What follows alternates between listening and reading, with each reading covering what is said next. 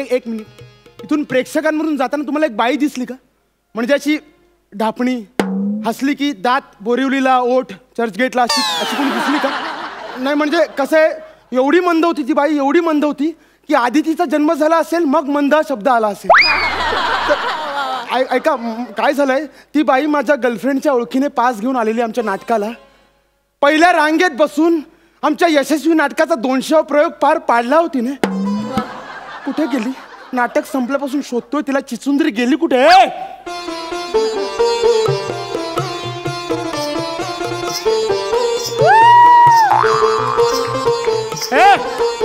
You आओ इधर.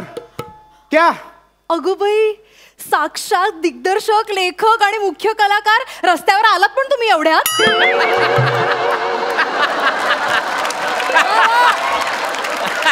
मग केवढ्याच यायला होतं? तसं नाही हो, म्हणजे तुमचं नाटक ना रस्त्यावर येणार होतं हे मला माहिती होतं आधीपासून. काय बोलताय? गंमत केली हो. हे काय? हसले मी. हसताना टेक ऑफ घेता? हो.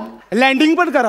अहो मग तसे विनोद पण करा ना तुम्ही. हो का? हो. तुमचं नाटक ना तसं बरं आहे, हळूहळू जरा ते सुधारेल. तुम्हाला ना सुधारायची फार गरज आहे. शिका ना, शिका. काहीतरी बरं करा तुम्ही. बघा बाई, मला सुधारायची गरज नाही. माझं 5वं व्यावसायिक नाटक आहे. तसं वाटत नाही हो. पण साधारण कसं वाटायला पाहिजे 5वं व्यावसायिक नाटक असल्यावर? असं समीर दादा सारखं दिसायला पाहिजे. एवढे केस कुठून आणू मी? तसा अभिनय आणायला पाहिजे हो. असं सुधारायची फार गरज आहे. बघा तुम्हाला तुमच्या मेंदूचा वेग वाढवायला पाहिजे. तुम्हाला सुधारायची गरज आहे. नाटकाला आलेला तर शांत बसायचं ना. किती त्रास दिलात, किती त्रास दिलात. एक तर पास घेऊन आलेला फुकट्या. ए शाण्या, पासावर आलेले म्हणून शांतपणे बोलते. आम्ही शांतपणे बोलते. हे शांत होतं, मग अशांतपणे बोलताना मारता की काय समोरच्याला? ते मी पुढच्या स्किट मध्ये दाखवेन, तुम्ही असाल तर.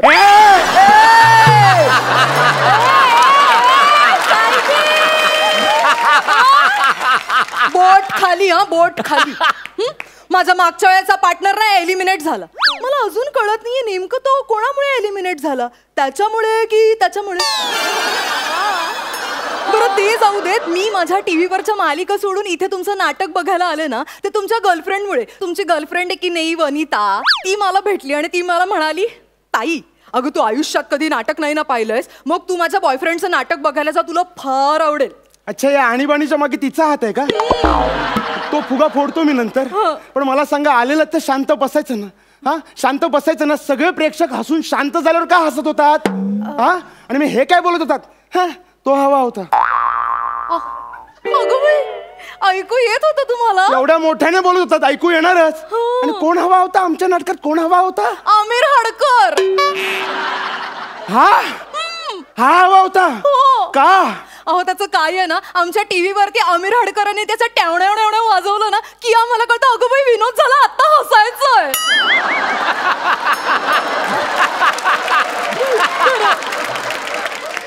याने वाजवल्यावर कळतं विनोद आहे? हो. बघा, विचार करा. अहो एवढंच काय, ते प्रसाद सर, सई मॅडम जेव्हा जोरात हसतात ना तेव्हा मला कळतं आत्ता कुठे यांचा पंच फुटलाय. हो.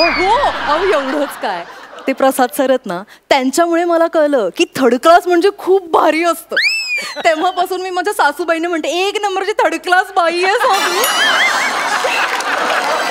हो, खरंच असं सांगते. मग त्यावरती त्यांना मान खाली घालून थँक्यू असं सुद्धा म्हणतात. थर्ड क्लास म्हणजे भारी असतं. 1 नंबरची फर्स्ट क्लास बाई असतो.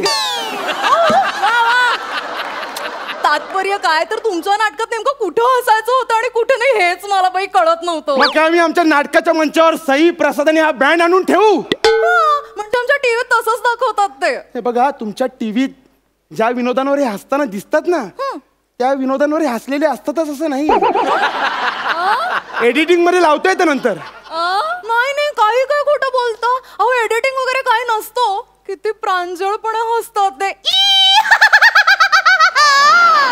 बाई, तुमच्या हसण्याला घोडा किंकाळतोय.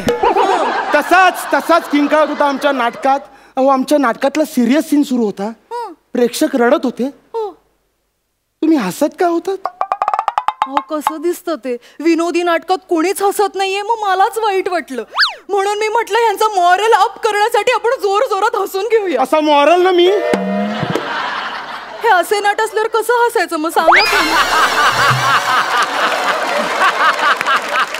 आणि नंतर कोणी तुमच्या पंचवर हसत नाही म्हणून नंतर स्टेजवर चक्कर रडायला लागला.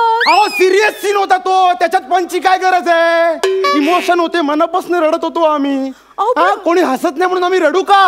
अहो पण विनोदी नाटकात कशाला हवेत सिरियस सीन. लेखक वेडे आहेत, वेळ लागले त्यांना, उगाच लिहितात काही. अगं बाई मला वाटलंच होतं, चला मी येते. थांबा थांबायचे. असं चिडत होतात ना तुम्ही नाटकात. सिरियस सीन होता. हो मग काय झालं, आमच्या हास्य जत्रेत की नाही एलिमिनेशनला ते असं नारळ टोपी आणि टॉवेल देतात, मग ते हसत हसत घरी जातात. अहो आनंदाने ना प्रसाद गाणी सुद्धा गातात. ते आनंदाने गाणी गातात. हो ते घरी गेले ना की ते आनंदाने गाणी गातात. नको ग नको, एवढी बदनामी करू नको त्यांची. पुण्याचे आहेत म्हणून कोणाच्या तरी एलिमिनेशनवर खुश होतील असे नाही आहेत ते. चांगला कलावंत आहे माझ्यासारखा. मला आठवलं आमच्या नाटकात तो डेड बॉडीचा सीन होता. एक माणूस स्टेजवर मस्तपैकी असा मरून पडला होता, तर तू खालून काय ओरडत होतीस. ते बघा डेड बॉडीची छाती हलते, ते बघा डेड बॉडीची छाती हलते. अहो खरंच हलत होती छाती. अगं 25 मिनिटाचा सीन होता, किती वेळ श्वास रोखून धरेल तो. हलणार नाही का छाती. ऍक्टिंग करत होता मेलेल्याची. तू ओरडायला लागलीस म्हणून मागचे प्रेक्षक बघायला लागले, काय हलतंय काय हलतंय. लहान लहान मुलं पप्पा पप्पा पप्पा पप्पा त्या डेडबॉडीची छाती हलते असं बाबाला सांगायला लागले. आमच्या टाळ्यांचा सीन पार पाडलास तू ग. खरंच हसत होते लोक आमच्या सीनवर. अहो पण चुकीमुळे का होईना कॉमेडी झाली हे महत्वाचं ना. आता गौरव मोरेच्या चुकांवरती आम्ही हसतोच की. तू अजूनही अशीच कॉमेडी करतो. किती दिवस ते ना किती दिवस जगणार आहेस त्याच्यावर. अय्या तुम्ही गौरव मोरेंना ओळखता. चांगलाच ओळख तुम्ही त्याला. पण गौरव मोरेकडे बघून मला आठवलं, ब्लॅकआउट मध्ये काय करत होतात.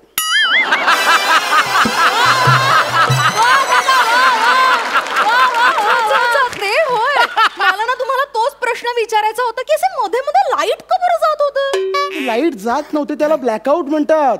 अहो पण सांगा ना का लाईट जात होतं. ते लाईट जात नाही, आम्ही मुद्दाम घालवतो लाईट. सेट चेंज करायचा असतो ना. मला 5-6 गेटअप चेंज करून यायचं असतं स्टेजवर म्हणून. पण मला सांग त्या ब्लॅकआउट मध्ये काय बडबडत होतीस. हा मी कविता म्हणत होते.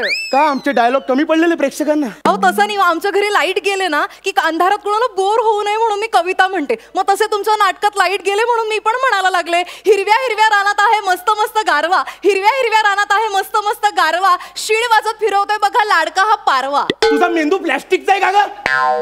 प्लास्टिकवर बंदी पकडून नेतात म्हणे. जवळपास बाद केस आहे. प्रसाद दादा आमच्या नाटकातला सस्पेन्स सीन सुरू होता. सीन असा होता की हिरो बेड खाली लपतो, पोलीस येतात त्याला शोधून जातात, तो मिळत नाही म्हणून ते जातात. तिथे पोलीस जात होते तर ही खालून ओरडली, तो बघा बेड खाली लपलाय, तो बघा बेड खाली लपलाय. दिसत नाही का दिसत नाही का. पोलीस कुणी केलं तुम्हाला. अहो खरंच हो. हो तो पोलीस झालेला नट कॉन्शियस झाला. त्याला कळे ना काय करावं. तो अरेस्ट करून घेऊन गेला त्याला. विंगेत बसून नाटकाचा एंड चेंज करावा लागला आम्हाला. अगं ते 6-6 महिने लेखक नाटक लिहितात, तू 2 मिनिटात बदललास एंड. अहो पण मी तरी काय करू. मी फर्स्ट रो मध्ये बसलेले ना, तिकडनं तो हिरो मला दिसत होता म्हणून मी त्यांना तसं सांगितलं. आमच्या मालिकेत ना असा लपलेला हिरो वगैरे दिसत नाही. हा मला कळलंय, मालिकांवाले ना जास्त हुशार असतात या नाटकवाल्यांपेक्षा. डोंट अंडर एस्टिमेट नाटकवाल्यांना. कळलं ना. नाटकवाले हुशार असतात. हे जोवर त्यांना माहित असतं तोवरच ते नाटक करतात. मग ते परिस्थितीमुळे मालिका करायला लागतात. मग त्यांना कळतं हुशार असणं आणि श्रीमंत असण्यातला फरक काय ते.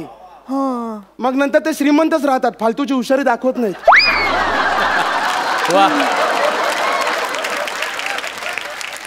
नाटक वेगळं आणि मालिका वेगळी.